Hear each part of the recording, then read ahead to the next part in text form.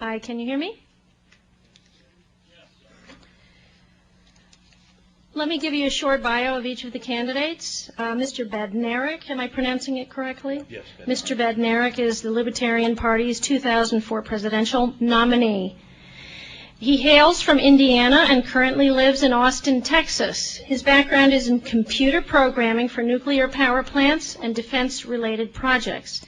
He is also an avid shooter, skydiver, and scuba diver, and has served as an adult scout leader and Red Cross volunteer. He teaches a course on the Constitution to audiences around the United States. As a libertarian, Bednarik emphasizes individual freedom, personal responsibility, small government, and non-interventionist foreign policy. He favors immediate withdrawal from Iraq. That probably answers some of the audience questions already. The elimination of the federal income tax and dramatic reductions in the size, scope, and power of government. The Libertarian Party, founded in 1972, is America's third largest political party. More than 600 libertarians serve in public office in all levels of government. Mr. Cobb is the Green Party nominee for president in 2004. Raised in the small shrimping village of San Leon, Texas, Mr. Cobb graduated from the University of Houston Law School in 1993. He served on the Law Review and worked in the Public Interest Law Clinic. He lectures and facilitates Rethinking Corporations, Rethinking Democracy. Very interesting topic. I'd like to take that course. And workshops, seminars and workshops around the country, which explore the social, legal, and historical context of how corporations have become the dominant institution of our times.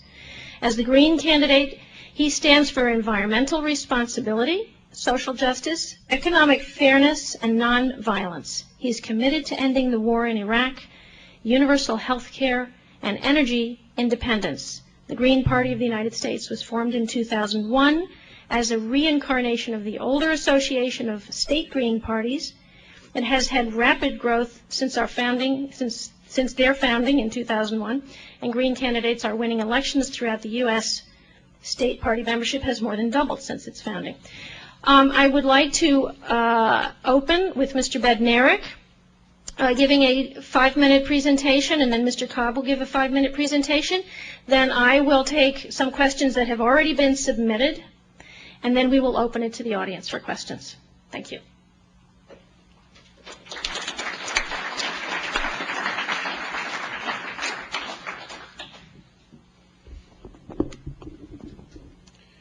Good evening. Thank you for being here. My name is Michael Bednarik, and I am your Libertarian nominee for President of the United States in 2004.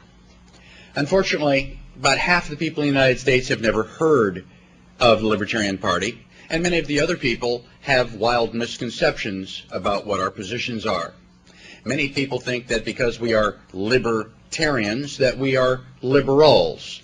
And while we have liberal positions on some issues, we definitely have conservative positions on other issues. Libertarians are for liberty. We are, in a sense, libertarians. In any decision about your life, either you can make that decision or the government can make that decision for you. Libertarians are overwhelmingly in favor of you making your own decisions. The Libertarian Party is the largest and fastest growing political party in the United States, with over 600 elected officials nationwide. We also have more candidates on the ballot and more political support than all of the other third parties combined. We have, in Texas alone, 31 candidates for Congress. The only district where we are not fielding a candidate is against Ron Paul, probably the most honorable man in Washington, D.C. For those of you who want more information about our party, I direct you to our website at lp.org, and you can also call us at 800-ELECT-US. Since my nomination, I have been challenging George Bush and John Kerry to a debate, and I'm disappointed they are not here tonight. But it's not surprising, because the Libertarian platform is based on the Constitution, individual rights, and private property. And in 2 years of campaigning, I have never had anybody challenge our foundation. On the other hand, the Democrats and Republicans have platforms which are utterly indefensible. If I were to participate in that debate, I would win the debate, and we can change the course of American politics forever. Henry Ford once said that you can have your car painted any color you want as long as it's black. And that is not a legitimate choice. The Democrats and Republicans would like you to believe that you can have any president you want as long as it's George Bush or John Kerry. That is also not a legitimate choice. We recently selected Miss America from over 50 candidates, and the office of president is far more important. And I believe the American people have a right to select their president from more than just 2 candidates. Finally, I want to shatter the myth of the wasted vote, the idea that voting for a Libertarian candidate would be wasting your vote. The only wasted vote is when you vote for a candidate that you do not respect. The only wasted vote is if you were to vote for George Bush or John Kerry, who is going to lead us into continual wars with a constant stream of body bags returning to our cities.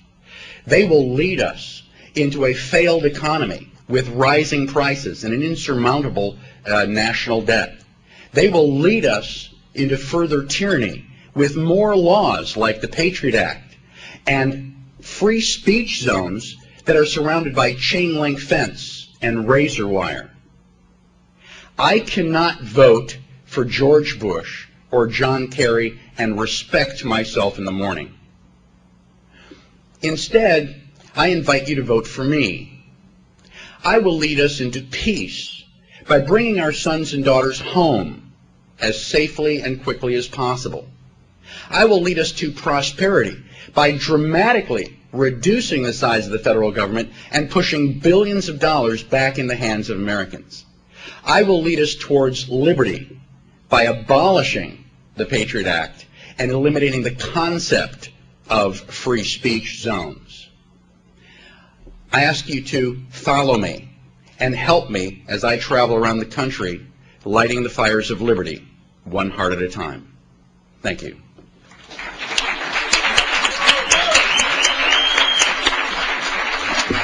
Thank you, Mr. Bednarik. Mr. Cobb.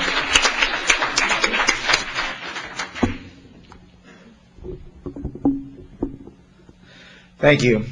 I'd like to join my voice and thank the Center for Voting and Democracy. I'd like to thank the University of Miami Council for Democracy, and I'd like to thank the Miami-Dade College Northern Student Government Association for hosting this forum. And you know, the word democracy has been mentioned repeatedly this evening. I suspect it will be mentioned again and again. And I think it's important for us to understand the word democracy means the people rule. We the people. Those are profound words in the United States of America.